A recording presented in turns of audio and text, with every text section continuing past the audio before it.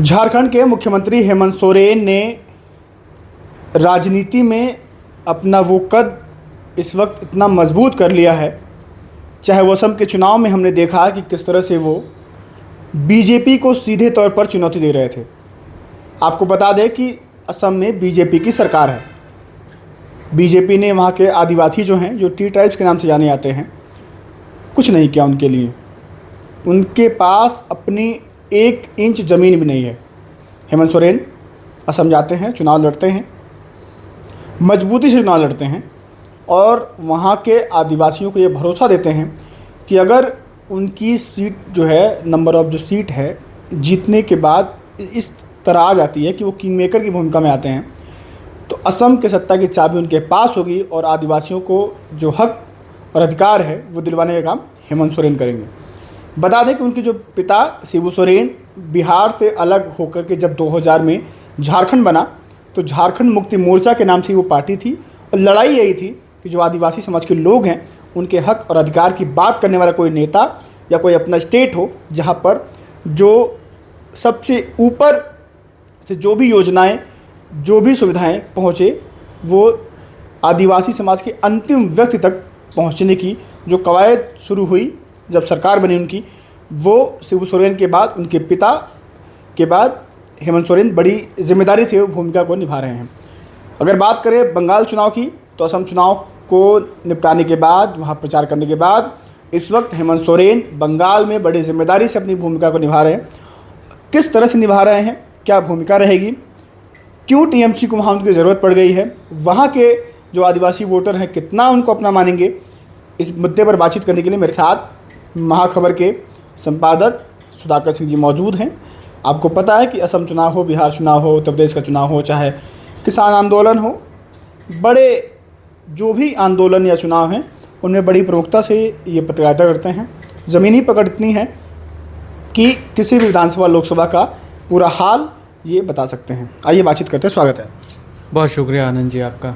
असम चुनाव खत्म होने के बाद बहुत छोटा सवाल, बंगाल में झारखंड के मुख्यमंत्री हेमंत सोरेन की क्या भूमिका होने वाली है? जी देखिए, भूमिका तो होनी लाजमी है, क्योंकि हेमंत सोरेन अगर झारखंड देखें, आसाम देखें, बंगाल देखें, जाने का रीज़न एक ही है हेमंत सोरेन का कि आदिवासी वोटर जो है वो कहीं ना कहीं कनेक्ट करता है। हम लोग आसाम में खबर के सिलसिले में वहाँ गए भी, हमने कई ग्राउंड रिपोर्ट किया। वहाँ के लोग पहली बार हेमंत सोरेन की पार्टी वहाँ चुनाव लड़ रही थी। वहाँ लोग ये कह रहे थे कि मेरा अपना कोई चुनाव लड़ रहा है, मेरा अपना भाई चुनाव लड़ रहा है। तो आप ये कनेक्शन समझ सकते हैं कि वहाँ का आदिवासी पहली बार चुनाव में हेमंत सोरेन गए हैं और वो कह रहा है कि मेरा अपना आदमी चुनाव लड़ रहा है। तो लाजमी सी बात है कि वो हेमंत सोरेन को और हेमंत सोरेन की पत्नी कल्पना सोरेन को पहले से अपना माने हुए है। वो कितना वोट में बदलेगा वो देखने वाली बात है और उम्मीद करते हैं कि जो भी आदिवासी है वो हेमंत सोरेन ने कहा था कि वो हमारे एक झंडे के नीचे आकर खड़ा होगा, तो उम्मीद की जा रही है। क्योंकि जो आसाम का ऊपरी इलाका है, ऊपरी इलाका बोले तो डिब्रूगढ़ जिला है, डिब्रूगढ़ में करीब 5-7 सीटें हैं जो आदिवासी बाहुल्य हैं। आदिवासी बाहुल्य इतनी है कि करीब 70-80 हज़ार जो वोटर है वो आदिवासी वोटर है, जो सीधे तौर पे हस्तक्षेप करता है सरकार बनने, बनाने, हारने, जिताने में। तो कहीं ना कहीं हेमंत सोरेन की ये मंशा रही कि वो वहाँ की सीटों पर लड़ें और अपना प्रदर्शन बेहतर करें। क्योंकि हेमंत सोरेन ने कई अपने सभाओं में कहा कि मैं जितनी सीटें लड़ रहा हूँ उसमें से अगर मुझे 2 सीटें भी आ जाती हैं तो मैं बताऊँगा कि सरकार के नाक में नकेल कैसे कसना है और मैं बताऊँगा आपको कि सरकार कैसे चलती है। तो कहीं ना कहीं हेमंत सोरेन ने ये पहले तय कर लिया था कि जो आदिवासी वोटर हैं उनको मुझे लुभाना है, उनके बीच जाना है, और हेमंत सोरेन ने ये किया भी। आपने देखा कि कई जो आदिवासी लोग वहाँ रह रहे थे, जिसको टी ट्राइब वहाँ कहते हैं, जो वहाँ बागानों में काम करता है, वो अलग अलग जगहों से गया और वहाँ काम कर रहा है, कई सालों से काम कर रहा है, कई पीढ़ियों से काम कर रहा है, लेकिन उनकी स्थिति बहुत बदतर है। वो नारकीय जीवन जीने के लिए मतलब कहिए शापित हैं। हमने भी देखा, हमने भी खबरें दिखाई, आप जाएंगे तो हमारे उस पर देख सकते हैं महाखबर पे। उनको बिजली नहीं है, वो बल्ब नहीं है, उनके पास सिलेंडर नहीं है, वो खाना आज भी लकड़ियों पे बना रहे हैं। रात जब हो जाती है तो वो घर में डर के मारे बाहर नहीं निकलता है कि घर के बाहर अंधेरा है। उनके बच्चे कैसे पढ़ते होंगे, वो कैसे जीते होंगे। हेमंत सोरेन जब गए थे तो अपना टॉर्च लेके गए थे। आप समझिए ये स्थिति, इस हम आज़ादी का 75वां महोत्सव मना रहे हैं कि हम स्वर्ण जयंती महोत्सव मना रहे हैं, स्वर्णिम इतिहास हमारा है, हम विश्व गुरु हो रहे हैं, जाके उनको ये पक्ष भी देखना चाहिए। एक ही पक्ष कह देने से कि मैं विश्व गुरु हूँ। बंगाल में क्या भूमिका होगी? बंगाल में ज़रूर बेहतर भूमिका होगी। जो भी ट्राइब हैं वहाँ, वो यहाँ भी पहले से हेमंत सोरेन को अपना नेता मानने को तैयार हैं। हेमंत सोरेन के जाने से ज़रूर तस्वीरें बदलेंगी। ममता जो वहाँ ममता दीदी हैं, जो लगातार टीएमसी से जीतती आ रही हैं, उनको मजबूती मिलेगी। और हेमंत सोरेन के जाने से मैं नहीं जानता हूँ कितना फ़ायदा हो जाएगा, लेकिन नुकसान ज़रा भी नहीं है। हेमंत सोरेन के जाने से जो भी फ़ायदा हो वो तो आने वाला परिणाम बताएगा, लेकिन नुकसान एक ज़रा नहीं होगा।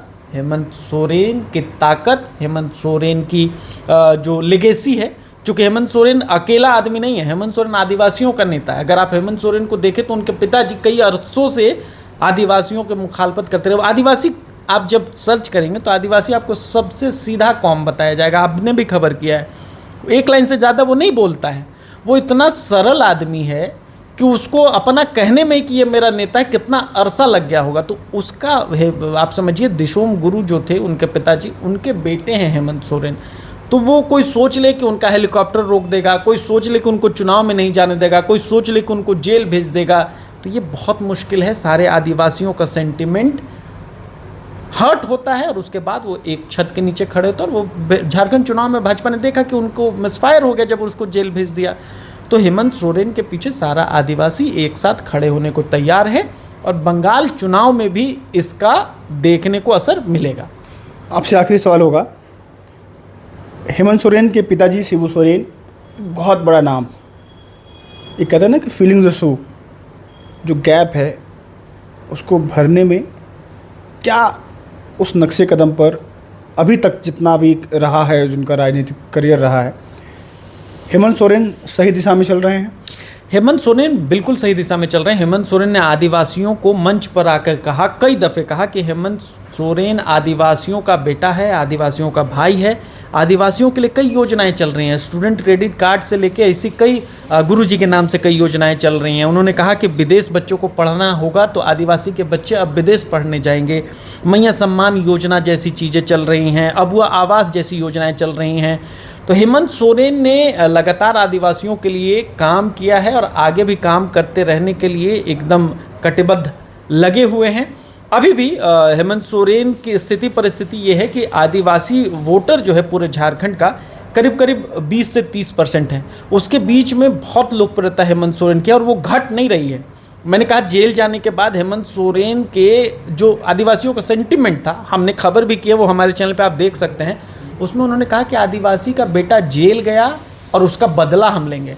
तो उसी का कहीं ना कहीं परिणाम था कि वहाँ हेमंत सोरेन की वापसी हुई सत्ता में और हेमंत सोरेन फिर से गद्दी पर बैठे। तो भाजपा भी ये बात समझ चुके हैं कि हेमंत सोरेन आदिवासियों के बड़े नेता हैं और आने वाले समय में और मजबूत होंगे।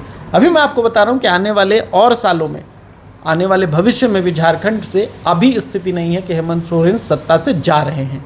ठीक है, शुक्रिया आपका, बहुत शुक्रिया। तो हेमंत सोरेन जिस तरह से अपनी राजनीतिक जो पारी है वो खेल रहे हैं, आने वाला जो भविष्य है बहुत ही अच्छा दिखाई दे रहा है। क्योंकि जिस मुखरता के साथ, जिस निडरता के साथ, और कहते हैं कि लकीर खींच के जो राजनीति करने के काम हेमंत सोरेन करते हैं वो बड़ी हिम्मत के काम होते हैं और वो हिम्मत उनके अंदर है। और वो लगातार जिस मुखरता के साथ आवाज़ उठाते हैं, असम में चुनाव के बाद जिस तरह से बंगाल पहुँचे हैं, वो बंगाल के जो आदिवासी वोटर हैं वो कितना उनको अपना मानते हैं, ये तो आने वाला वक्त बताएगा। 4 तारीख को नतीजे आएंगे, असम के 5 राज्यों के नतीजे आएंगे। सब पर सबकी नज़र उन चुनाव नतीजों पर है। हम भी आपको अपडेट बताएंगे। जुड़े हमारे साथ। फिलहाल के लिए नमस्कार, जोहार।